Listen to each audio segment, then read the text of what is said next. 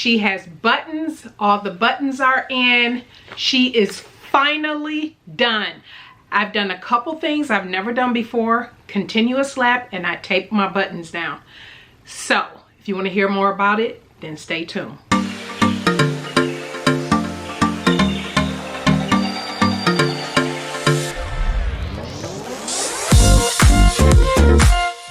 Hey everybody, welcome back to the channel. Thank you so much for tuning in today. Finally, I have completed ME 2052. So for those who are new to the channel, welcome. Thank you so much for clicking on this video. I definitely appreciate it. And for those who continue to tune in from week to week, I appreciate you as well. For those who have been following from BHM Pattern Designers, the annual sewing challenge that I host every February, you know in the month of February, I did KnowMe 2052. It was actually in collaboration with Rebecca from Tribeca Designs. If you missed that video, go check it out. You must go check out Rebecca's video because, yeah, she killed it. She definitely killed it on the pants. So we collabed on the pattern, but Rebecca did a whole thing with hers, but I only did the pants at the time. And so I have the pants right here, and I can always pop up a picture. You all know I do love how these turned out. If you recall, I did a faux leather in the seam of the patch pockets. And at the time, I said I wanted to find a Rayon Challis that matched that or came close to it that I can wear with this. Because as you can tell, I'll pop up the picture here. Nikki's version, it's a crisp white collar. Button up, right? And I knew I wanted something a little bit more drapey. I didn't want anything that structured for this particular look I was going for. And so I decided that I knew I was going to do something a little bit more drapey. So that's why I have this. This is a Rayon Challis from LA Finch Fabrics. She restocked.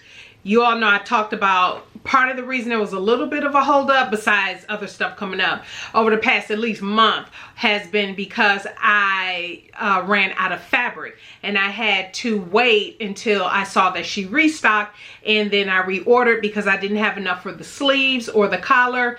And when I told you that, remember I said I wasn't looking. I know a lot of you suggested, oh, do kind of a color block contrast, but that's not what I was going for, and I knew I wouldn't like that, so I didn't do that. I was just gonna hold off, leave it in the project bag. Y'all know I do not like work in progresses, but this was gonna stay there until I found a matching fabric, because the fabric I tried to purchase from Fabric Wholesale Direct, although nice, wasn't a good match. So she is all done, boxy. She is roomy. I won't say so much as boxy, but I will tell you a few of the things that I would change going forward and share with you some new things for me.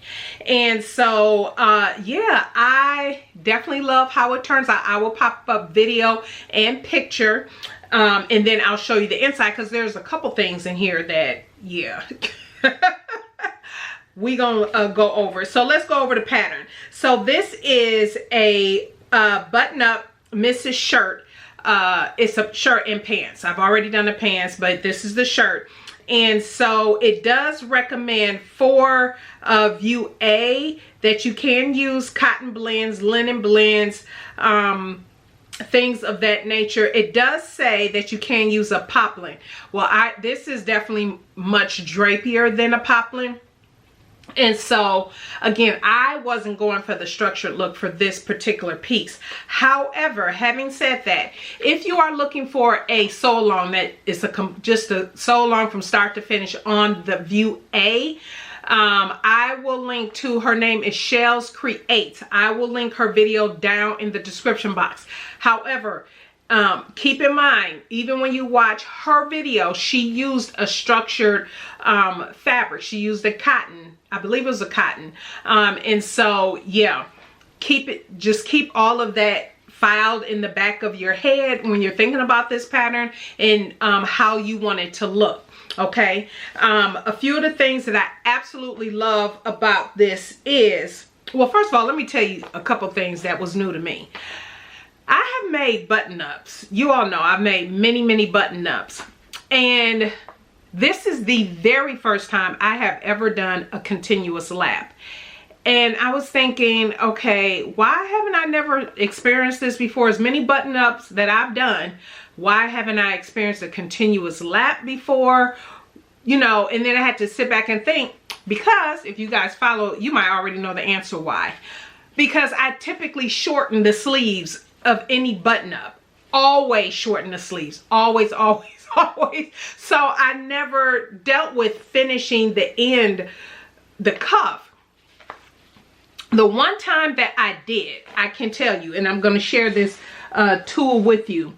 The one time that I did, I remember I used this sleeve placket template. This is by Stitch Buzz. She sells this, let me see, yeah, she sells this on her website. It's a placket, sleeve placket template. And I remember this here, because this is used if you want a crisp sleeve placket. And it helps you take that look to a more professional level is what it is. And so I believe she still sells these. I can't remember because I've had this for years. And I remember using this, and I remember it giving a really good, actually I used this on my husband's, that's what it was. I used it on his button-up, not mine. It was his. And I remember it gave it a really good, crisp, clean, professional look. It really did. But for me, that's the one time I finished the cuffs on the sleeve. I don't think I ever did it for anything that I wore, because I always cut the sleeves off, short sleeve or something like that. So the one thing I do love about this, if you can tell, look at that sleeve. It's a double cuff. It's this whole double cuff action that I think is so unique. And you do have pleating. I don't know if you can tell. I'll pop up pictures too. But yeah, you can see the pleating here. It has 2 buttons here, 7 down the front, but there's 2 on the sleeves, okay? And then you have the pleating in the sleeve. I like that. I will say, I'm gonna leave this pattern as a full length sleeve pattern. And yeah, because I'm just drawn to this double cuff. I think this feature is it's just really good. I will say, because the pattern piece calls for you to interface both of them, both of the cuff pieces, because there's the upper cuff and the main cuff, the lower cuff, what is it, upper cuff and the main cuff. And once you interface those pieces, and I don't know, I just imagine on a thicker fabric, and on Shells Creates video, she did mention this, that it's thick. Once it's time to put those buttonholes in, that makes this whole cuff situation really thick. And so you might not need, I would say, probably the one of the cuffs. I mean, it doesn't matter, because the way you construct it. But I don't know that I would, maybe the outer cuff, this outer part, which is the larger cuff piece, I would interface. But this smaller part of the cuff, I think that's called the upper cuff, I would not interface, because it just makes all of this really bulky. It was fine for this, because this is obviously super drapey. I don't have, you know, I'm not popping collars on this one, which is what I was going for. It lays very nicely. But that's one thing I do suggest, is that you don't interface that other piece, especially if you're using cotton. The cotton is pretty structured enough that you should be fine. So far as the instructions, I talked about Shells Creates Sew Along. I watched that before, a while back, before I started it. And then once I started it, I remember watching her video thinking, okay, nothing looked terribly complicated or anything like that. And then once I started going through the instructions, and I'll just share with you here, I did make some notes for myself, and the thing that I did go back and reference for In Shells Creates video is how to put the cuff pieces together. Because I think the initial read could have been reading too fast. I was like, what? Huh? And but when I watched her video and saw her do it, I was like, oh, okay, I get it. Even though it's real brief, it's not complicated. Just make sure that you read it. Another thing is, because you can't really tell in the pictures or video that I'll pop up, but I can always show you here when I take this off, because there is something on the inside I want to share with you.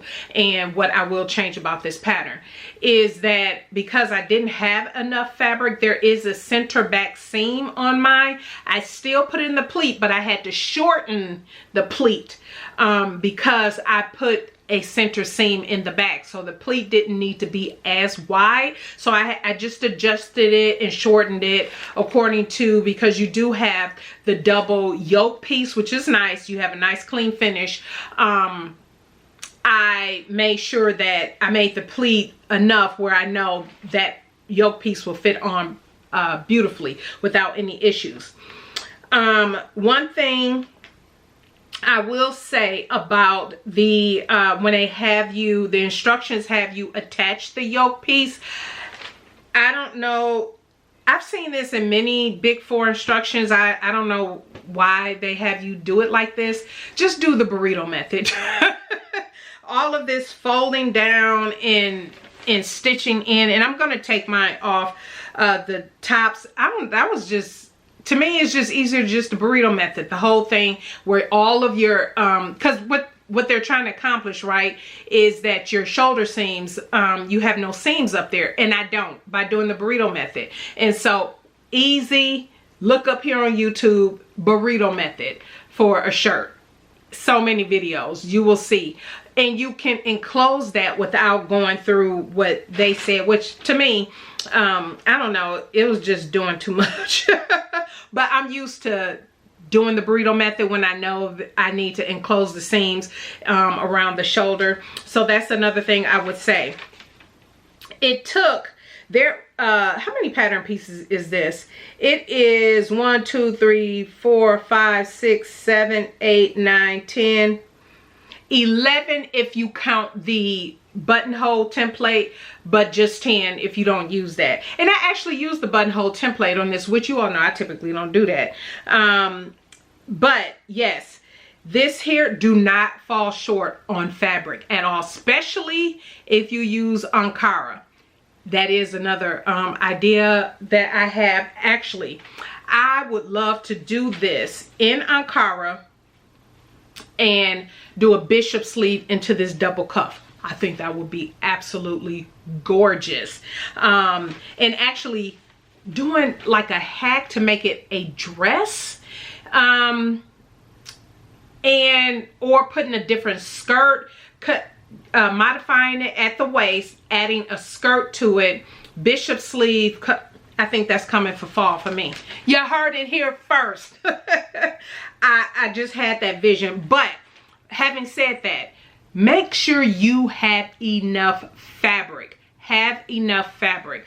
Again, this thing, I needed 3 yards, three and a half. It calls for, and I didn't go over my size. Let me go over that. I cut out a straight 22, because this is meant to be blousey. It's meant to be loose and fitting and everything. Take all that into consideration. I did want that look in the end. So for me, I did go with a 22, which is a bust of 44, waist of 37, and a hip of 46. My, obviously, with the finished garment measurements, look at this. If I were to, you know, button this up, there's a lot of room here. So yeah, there's a lot of room, and my full bust is 45. My waist is 40,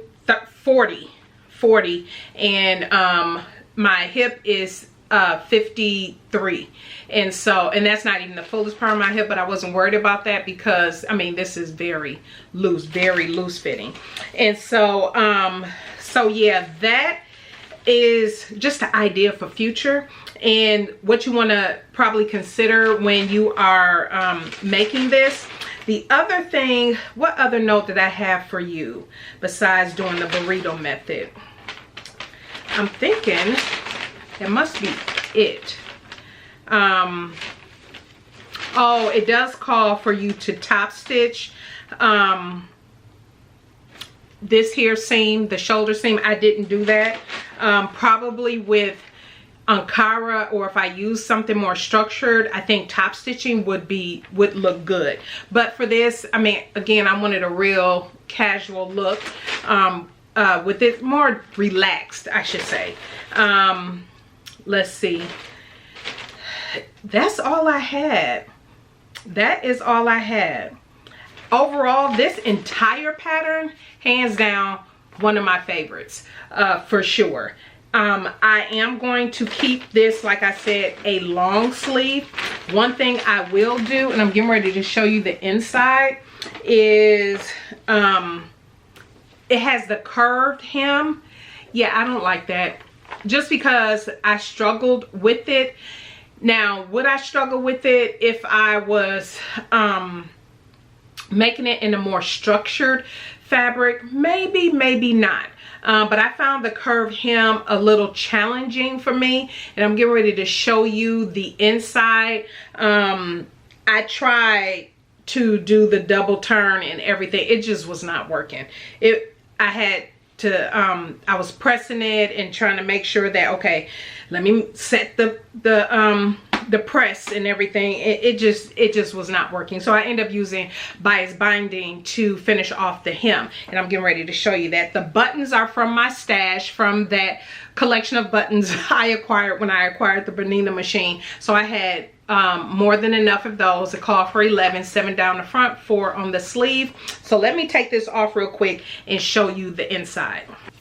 And for those of you who like fabric hauls, I did share in my recent fabric hauls some goodies and the fabrics I picked up for my 10-piece summer dress collection series, which, stay tuned, because on Wednesday and next week Sunday, I'm gonna be spitting out a couple new dresses off my 10-piece summer dress collection series. So go ahead and subscribe if you haven't, and stay tuned for that.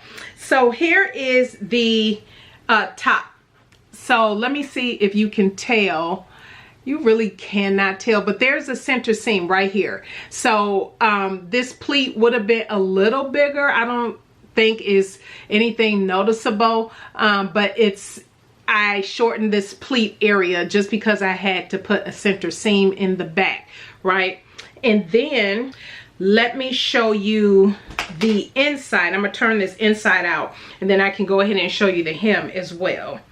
Let me know in the comment section down below if you like it, what you think about it. I will be popping up video and pictures here. Oh, I did, you guys. You all know, usually with this type of fabric, I French seam all the time. I just didn't feel like it. I did not feel like it. So, but here is the inside. See, you have the double yoke. So the yoke on the inside is clean. You can probably see my serger stitches in there. I always like to, if I'm going to serge, I do like as much as I can to match my thread to my fabric. But here's the shoulder seam. This is what I was saying. When you do the burrito method, all this is enclosed anyway. And so, yeah. So that is enclosed. As you can see there, I did, everything else is serged. Oh, my collar. I'm getting better with collars, you guys. The collar turned out lovely. I like how my collar turned out. Let me see, try to focus here. I like how my collar turned out. So happy with that. I will say, I don't know how many people show the under collar or underneath the collar. Let me show you mine. Not perfect. No, it is not. But is anybody going to see it? No, I am still working to perfect to get better at that when I stitch. And it's really a matter of how I'm laying this in the front. So when I stitch, it's even, not just even here on the inside, but it's catching where it needs to be on the outside. So I still have some work to do in that technique. But I just wanted to share that with you for those who might be, who might struggle with collars like I do from time to time. And then this hem. When I tell you guys, this hem, oh, I meant to leave this inside out. Hold on. Okay, so here's the hem. So, and this is the only color bias binding that I had. I thought I had a dark brown, but apparently I did not. But that's fine. I just used this beige color. But when it got to be around, and I'm going to bring this up close. See that? It's just not laying the best, right? It's not laying the best. And it's like that on both sides. I just found doing that curve was just challenging. And when I tried to use the long stitch and then you gather it in so you can press it, that just was not working. And I'm thinking just because maybe because this is a drapier fabric, because when you watch Shell Creates her video that I'll link down below, it worked perfectly for her. She used the long gathering stitch and was able to turn it in twice, and her hem finished off beautifully. So could be that, could just be me not being patient enough with that, but that's okay. And I did, if I didn't say it already, I did have the pocket. The pocket is on the front. And typically I don't do pockets or anything like that, but I was like, you know, I'm just gonna do the whole thing. Why not? Long sleeves and all. And so I love this, and this is actually good for Houston, running errands. And I just want to have, and I would typically, I don't button up my button up like shirts. I don't button them up anyway. But for this, it just gives a lot, it opens up some styling possibilities where, yeah, how you see me in the pictures and the video, how I can wear it out. I have it on with my other KnowMe. This is my TNT 2046. This is the corny rainbow with that tank that I modified. And then I have on the Simplicity. These are Mimi G. This was part of my collection I made last year. But the shorts, I have the linen black shorts. You know, something like this. I like how it comes together, but then if I did decide to button it up and wear it a different way, maybe with a belt or something like that, I most certainly can.